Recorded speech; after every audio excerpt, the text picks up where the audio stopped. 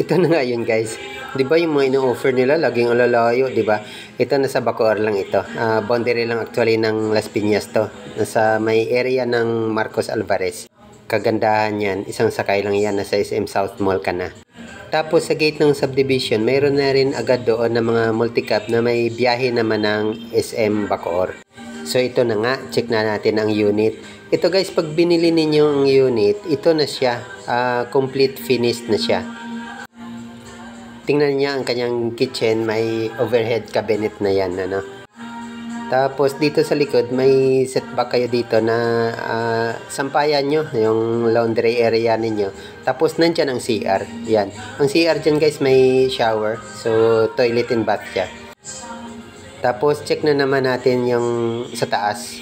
Yan, ito ang kanyang stairs. Check natin sa taas. May 3 kwarto pala ito guys.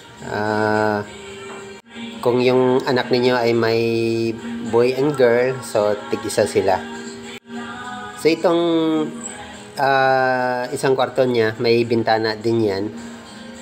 Tapos swak lang yan, lalo na pag isa o dalawang kids, pwedeng i-double deck yan. Tapos may sarili na rin yung yan, cabinet.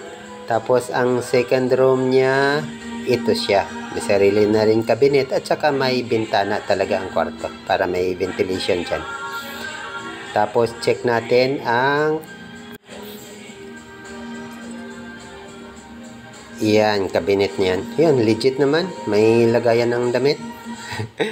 So, ayan. Labas tayo. Check natin ang bathroom dito sa taas. Ayan. Medyo maluwag yan guys ha. Tingnan nyo naman. Ayan. Tapos, ang kanyang master's bedroom. Siyempre, pag ikaw may-ari, ikaw na sa master's bedroom. Yan, tingnan nyo guys, maliwanag yung walang ilaw dyan na binuksan, pero maliwanag dyan. Tapos yung cabinet niya yon, malaki din. Tapos may terrace kayo dyan. Sa ngayon guys, may mga ready for occupancy na dito.